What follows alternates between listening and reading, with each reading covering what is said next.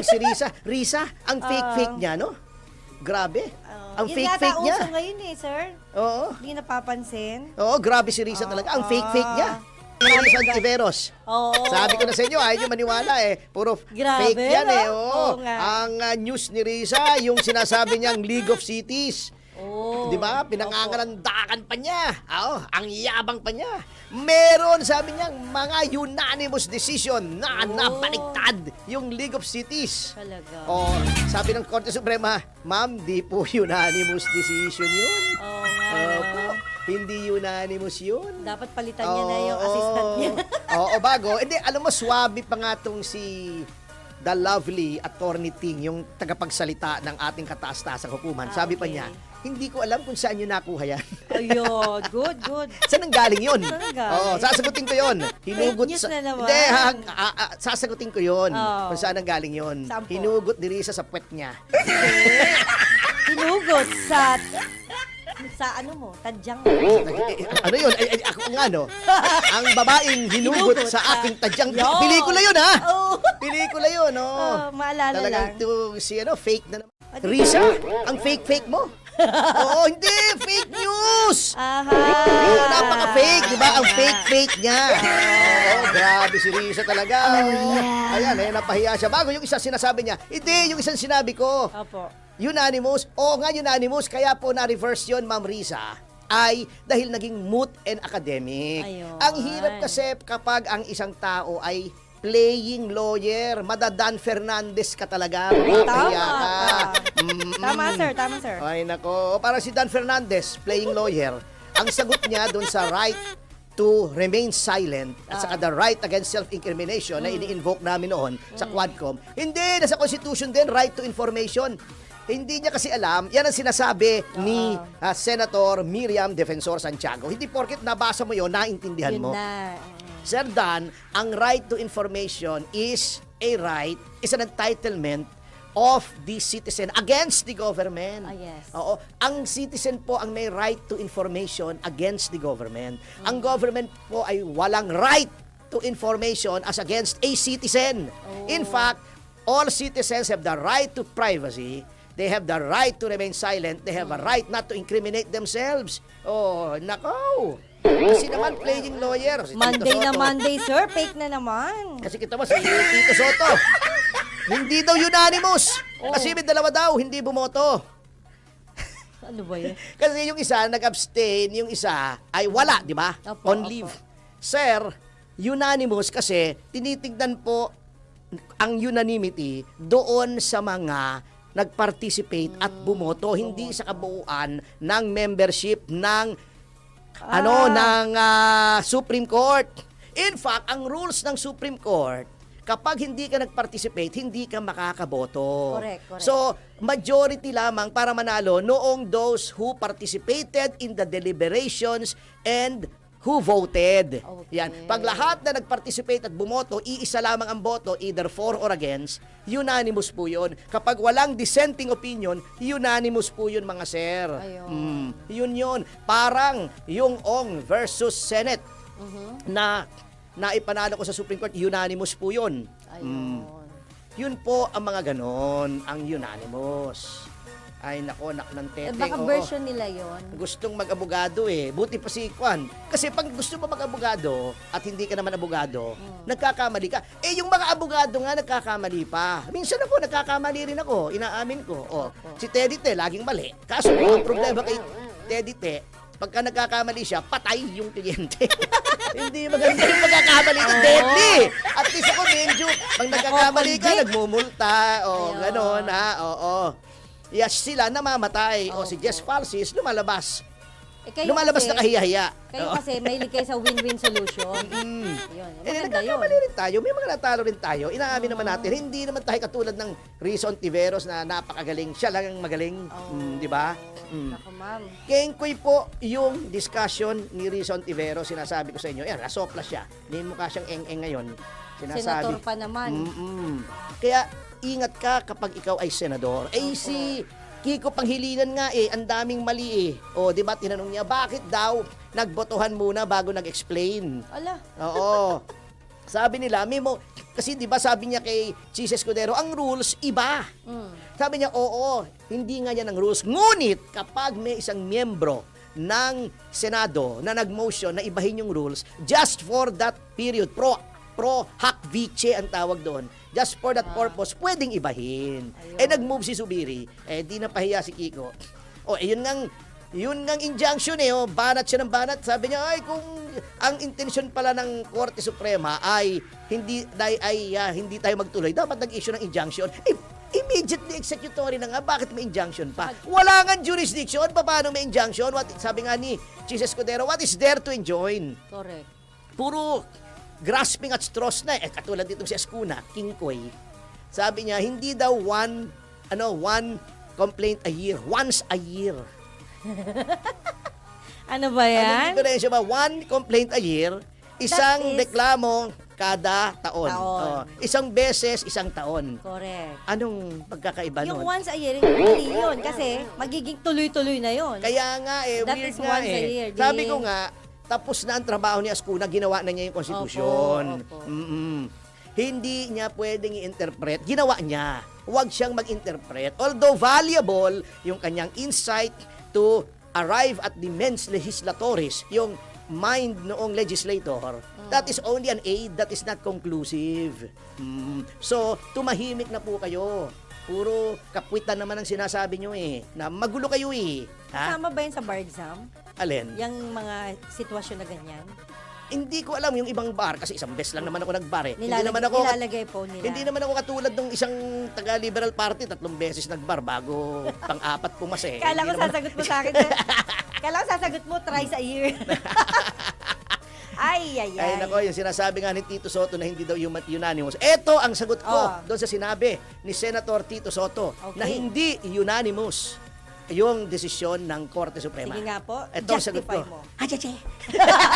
Achache! Ano ba yun? Kala ko mahaba. At muling binakbakan mga kababayan, grabe, ni Attorney Ferdinand Topacio, no? Itong si Senador Risa Hontiveros, matapos yung kanyang ininsist, no? Kanyang sinite na mga Supreme Court decisions na na-reverse, mga kababayan, yung League of Cities and or League of Cities of the Philippines versus COMELEC. At ngayon nga ay muling binanatan ni Attorney Topacio na napaka-fake news.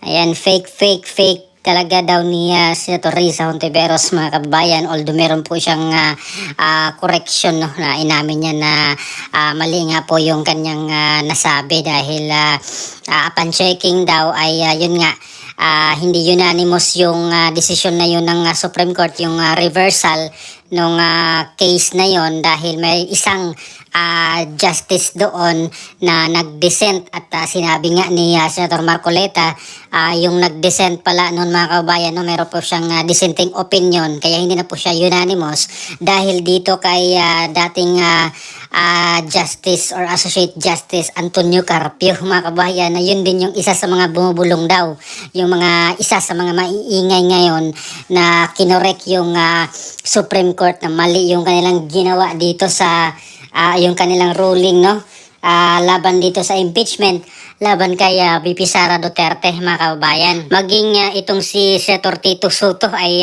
nakatikim din, mga kababayan, no, na supalpal din ni Attorney Ferdinand Topacio dahil sa kanyang sinabi rin patungkol pa rin doon, mga kababayan, no, sa kanyang pag-interpellate doon sa kay Senator Marcoleta na hindi unanimous daw, mga kababayan, yung desisyon ng Supreme Court or yung ruling, no, yung 13 na justices dyan sa Supreme Court dahil merong isang nag-absent or nag-abstain at merong isang nag-leave, mga kababayan, kaya 13 silang lahat no na present that time at lahat sila, mga kababayan, ay same yung kailang ruling, yung kailang desisyon na unconstitutional yung ginawang proseso laban dito sa impeachment kay VP Sara at napatunayan po yan ng Supreme Court. Pero itong si Senator Tito Soto, pinaglalaban niya na hindi daw unanimous dahil merong dalawa na wala doon, merong isang nag-abstain at merong isang on leave kaya hindi daw matatawag na unanimous, kaya tinawanan, mga kababayan,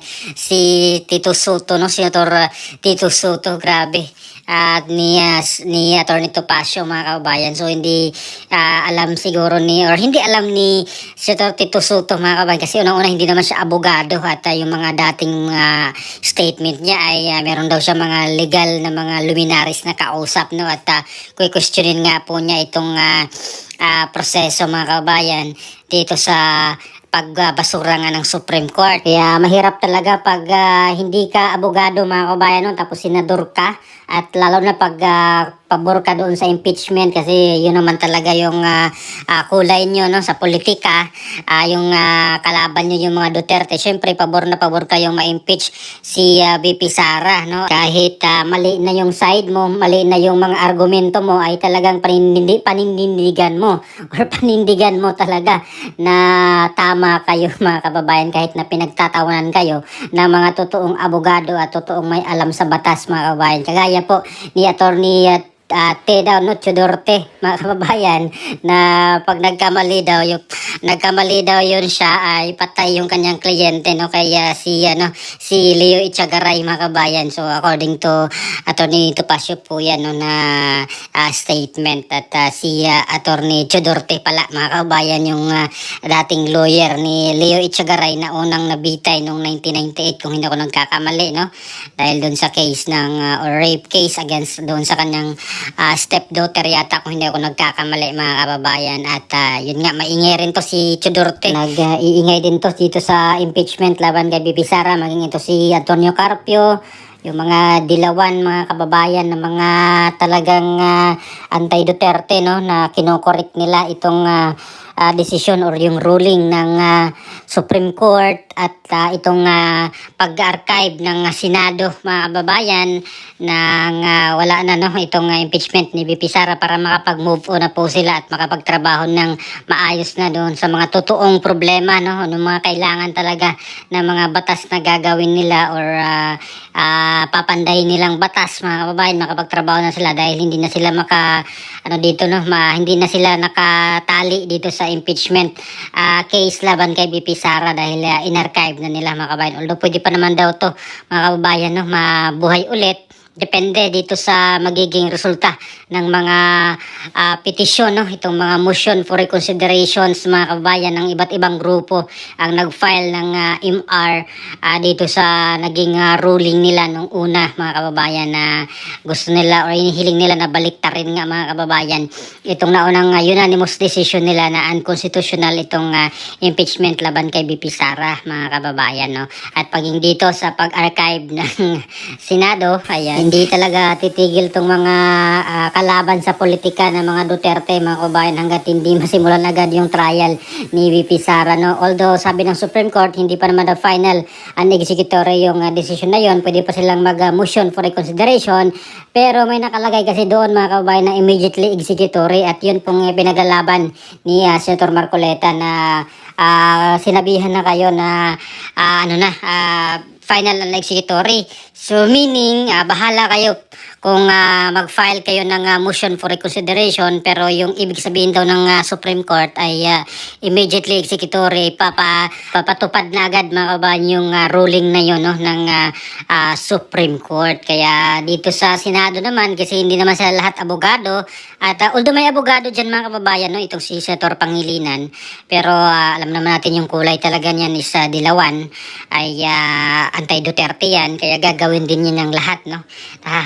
Hahanap ng butas yan, mga kababayan, or argumento, no, na magmukhang tama po siya or tama sila doon sa kailang pinaglalaban, mga kababayan. Pero hindi nga po sila umubra dahil dito kay Senator Marcoleta, no, na isang magaling na abogado, at talagang matutunan mo or matuto ka, mga kababayan, doon sa kanyang mga argumento, at hindi po sila nakapurma, no, dahil si Senator Marcoleta walang kopya, walang kodigo, walang nagbubulong, mga kababayan, ng mga staff, unlike dito kay Senator Risa Hontiveros at sa iba pang mga senator dito na gustong ma-impeach si VP Sara, na meron po silang mga kodigo at nakadepende doon sa kanilang mga staff, mga kababayan, kung ano po yung kanilang mga argumento, no? So iba yung gagawa or gumawa ng kanilang mga argumento dahil hindi sila abogado at hindi nila alam talaga ang batas, mga kababayan, no? Or paano makipagdebate talaga ng husto. Kaya good thing na nandito si Senator Marcoleta sa Senado, mga kababayan, at magkaalaman talagang walang binatbat, no? Itong mga dilawan ngayon dyan sa Senado, itong apat, mga kababayan, na mga anti-Duterte. Ayan. Kaya para po sa aking opinion, mga kababayan, siguro dapat maghintay na lang ng February 2026 itong mga ito, no? Ng mga atat na gustong ma-impeach si BP Sara. Pwede naman na sila mag-file ng impeachment complaint by February 6, no? 2026. So, it's a matter of 6 months na lang, mga kababayan. Konting hintay-hintay lang muna itong mga dilawan, mga anti-Duterte, mga kababayan. Kasama na rin po yung mga pro-administrations kasi kaaway nila ngayon ang mga Duterte. So, hintay-hintay lang muna, mga kababayan, at for sure, by February 6 ay nakapila na agad itong mga impeachment complaint, mga kababayan, laban kay VP Sara. At yun naman ay alam naman ni VP Sara yan.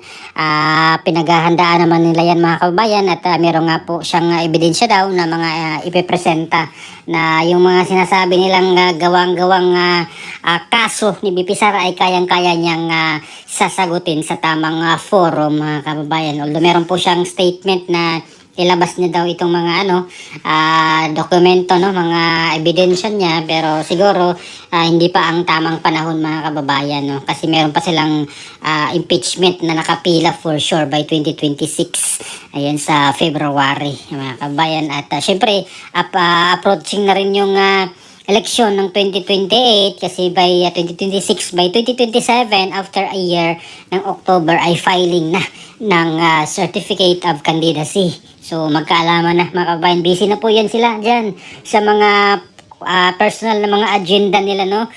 Dito sa House of Representatives, malamang na malamang, no? Umpisahan na agad nila yan yung kanilang Quadcom 2.0 investigation, at Duterte na naman yan, mga kababayan. Ang kanilang mga topic dyan, ayan, wala nang iba. Talagang mag-iimbestiga pa yan sila, mga kababayan, dito sa mga tapos na, no, na mga issue. Babalikan at babalikan ulit nila yan, mga kababayan, at sasakyan na naman yan ng mga media, ng mga mainstream media, hanggat hindi pa talaga tuluyang nawasak si VP Sara ay talagang gagawin nila ang lahat, mga kababayan, para tuldukan or talagang hihilain nila itong si VP Sara sa putikan, mga kababayan. Pero hindi na po sila manalo dahil alam naman ng taong bayan na kung ano talaga ang kulay nila, mga kababayan. So ano pong opinion, mga kababayan, dito po sa mga sinasabi ngayon ni Atty. Topacio sa kanyang muling supalpal kay Senator Risa Hontiveros, kay Senator Tito Soto, at sa iba pang mga anti-Duterte dyan sa Senado. Ayan, please comment down below. Maraming salamat. God bless po sa ating lahat.